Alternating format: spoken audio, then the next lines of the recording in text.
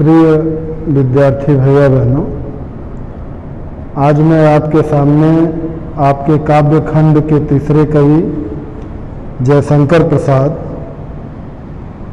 जिनकी एक रचना कामायनी जो बहुत ही प्रसिद्ध महाकाव्य है, उस काव्य की कुछ पंक्तियां यहाँ पर श्रद्धा मन शीर्षक के नाम से आपके पाठ्य वस्तु में संकलित हैं। तो कामायनी महाकाव्य जयशंकर प्रसाद द्वारा लिखा गया कुल 15 सर्गों का काव्य है और इस महाकाव्य में प्रलय काल के बाद बचे हुए मन और उनके द्वारा फिर किस प्रकार से पृथ्वी पर बचे हुए अन्य लोगों का संगठन होता है उसका उल्लेख है। लेकिन इस समय मन जो है वो निराश होकर किसी निर्जन स्थान पर बैठे हैं और उसी समय वहाँ से श्रद्धा नामक युवती का जाना होता है और वह उनको उस निर्जन स्थान पर बैठे हुए देखकर उनके बारे में जानने के लिए उत्सुक है। कौन तुम संस्कृत जलनिधि तीर, तरंगों से फेंकी मणि एक, कर रहे निर्जन का चुपचाप, प्रभा की धारा से अभिषेक। तो कौन तुम? श्रद्धा मन को देखकर वह निर्जन स्थान पर बैठे हुए हैं, तो उनको देख करके वह पूछ रही है कि कौन तुम, कि आप कौन हो? संस्कृत जलनिधि तीर, संस्कृत जलनिधि, संस्कृत यानी संसार, जलनिधि अर्थात समुद्र या सागर, तरंगों से फेंकी मणि एक, इस संसार रूपी जलनिधि के तीर तरंगों से फेंकी मणि एक, कि जैसे समुद्र या सागर वह अपनी लहरों के माध्यम से मणियों को किनारे फेंक देता है, या यूं कह लें कि सागर की लहरें मणि को किनारे फेंक देती हैं। उसी प्रकार आप इस संसार रूपी सागर की लहरों के द्वारा फेंकी गई एक मणि के समान आप कौन हो? कर रहे निर्जन का चुपचाप, प्रभा की धारा से अभिषेक। प्रभा की धारा अर्थात कांति की किरणें, या यूं कह लें कि आभा की किरणें, कि जिस प्रकार से वह समुद्र से फेंकी गई मणि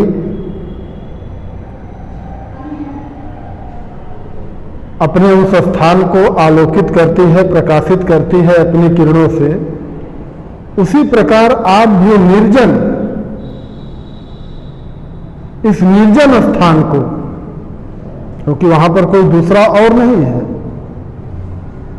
तो उसी प्रकार आप भी चुपचाप इस निर्जन स्थान को प्रभा की धारा से, यानी अपनी आभा से सुशोभित कर रहे हो। आलोकित कर रहे हो। मधुर विश्रांत और एकांत जगत का सुलझा हुआ रहस्य, एक करुणामय सुंदर मौन और चंचल मन का आलस्य। मधुर यानी मधुरता। विश्रांत मतलब क्या होता है? थकावट यानी थके हुए। एकांत, तो वो कह रही है कि आप मुझे मधुरता, थकावट और एकांतता अर्थात नीरवता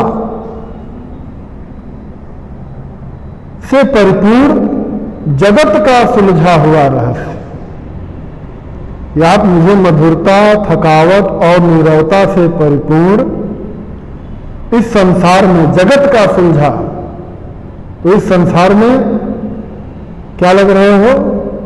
सुलझा हुआ रहस्य, सुलझे हुए रहस्य की भांति प्रतीत हो रहे हो। यानी आपको इस प्रकार बैठा हुआ देखकर लग रहा है कि आपने इस संसार के रहस्य को सुलझा लिया है। एक करुणामय सुंदर मौन और चंचल मन का आलस्य,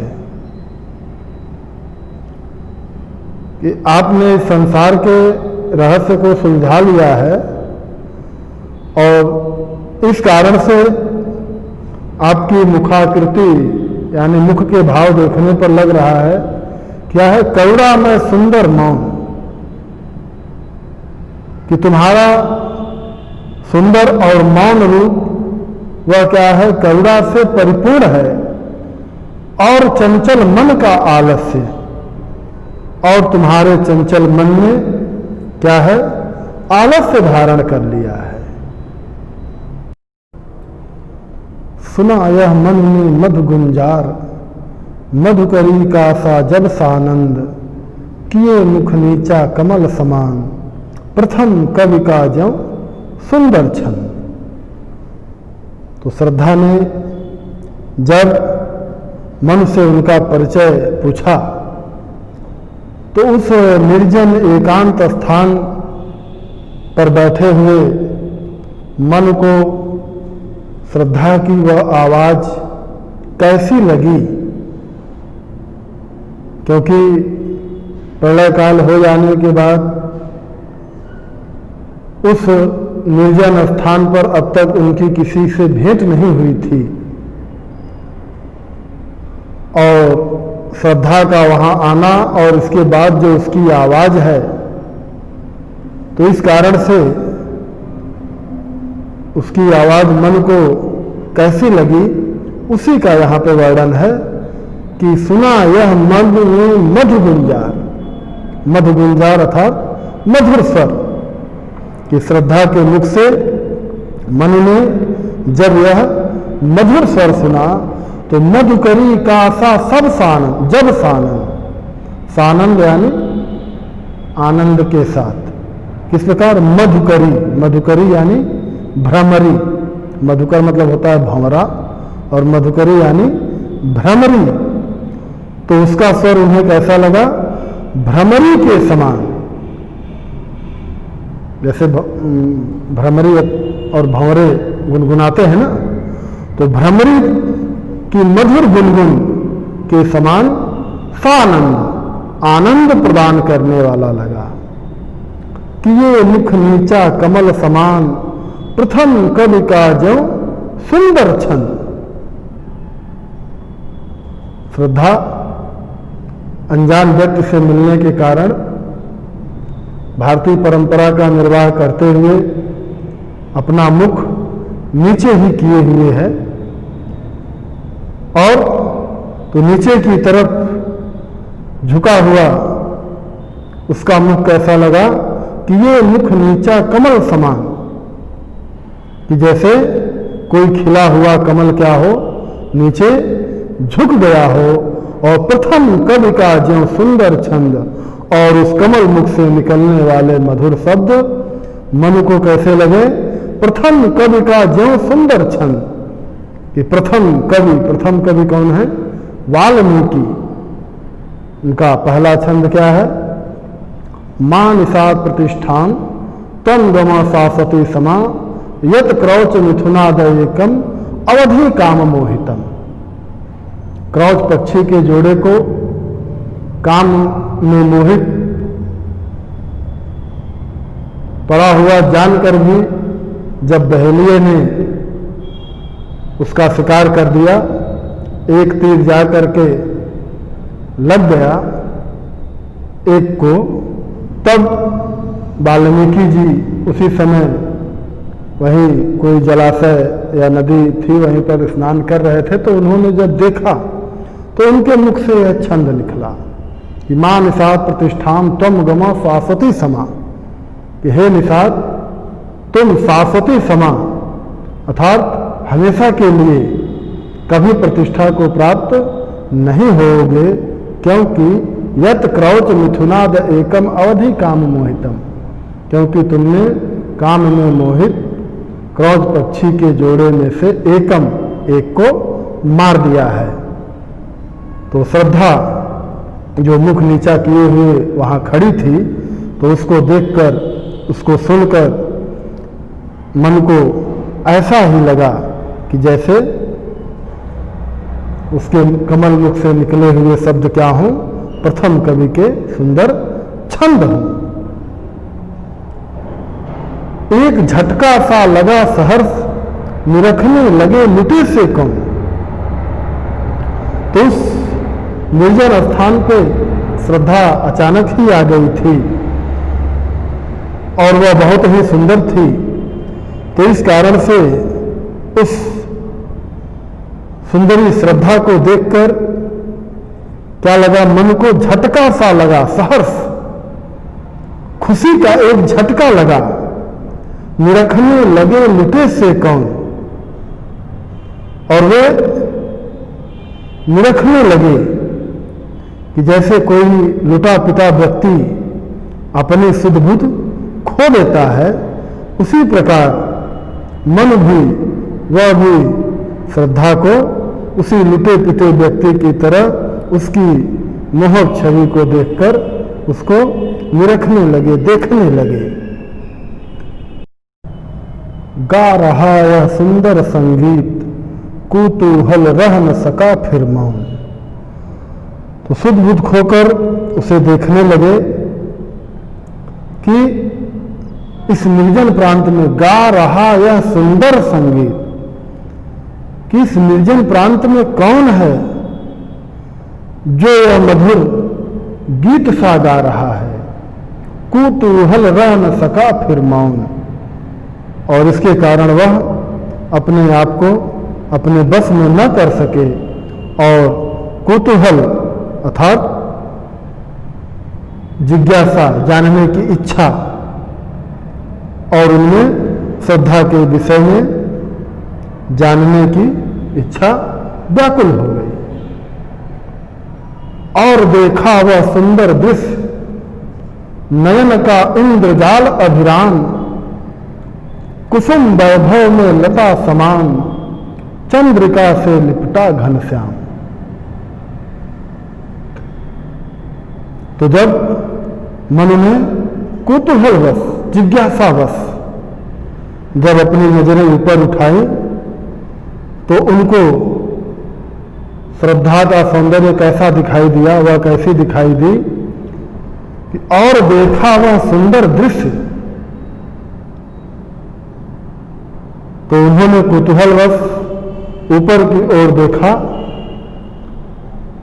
तो श्रद्धा किस प्रकार से कि नयन का इंद्रजाल अभिराम। इंद्रजाल मतलब क्या होता है? जादू। अभिराम यानी सुंदर, कि वह ऐसा सुंदर दृश्य था कि वह उनके नेत्रों को कैसा लगा? नयन का इंद्रजाल अभिराम, कि वह दृश्य यानी श्रद्धा की जो सुंदरता है वह उनके नेत्रों को कैसी लगी? जादू के समान, जादू के समान अपनी तरफ आकर्षित करने वाली लगी। कुसुम वैभव में लता समान, चंद्रिका से लिपटा घनश्याम। तो फिर दूसरा वर्णन भी किया कि श्रद्धा को देखकर मन को क्या लगता है कि कुसुम वैभव में लता समान। कुसुम वैभव, कुसुम वैभव, कुसुम मतलब क्या होता है? पुष्प। वैभव कहने का तात्पर्य कि फूलों से लदा हुआ हो कोई। तो कुसुम वैभव में लता समान, ऐसा देखा तो उनको लगा कि जैसे फूलों से लदी हुई क्या हो? लता हो। श्रद्धा का सौंदर्य उनको कैसा लगा कि जैसे फूलों से लदी हुई क्या हो? कोई लता हो। चंद्रिका से लिपटा घनश्याम। और उन्होंने ऐसा अपने मन में अनुभव किया कि जैसे चंद्रिका से लिपटा घनश्याम, कि चंद्रमा की चांदनी से क्या हो? लिपटा घनश्याम, कि बादल का कोई टुकड़ा चंद्रमा की चांदनी से लिपटा हुआ उनके सामने खड़ा हो। इसके काव्यगत सौंदर्य को देख लीजिए जरा। तो भाषा जो है वो खड़ी बोली है, कि कामायनी महाकाव्य खड़ी बोली में ही लिखा गया है।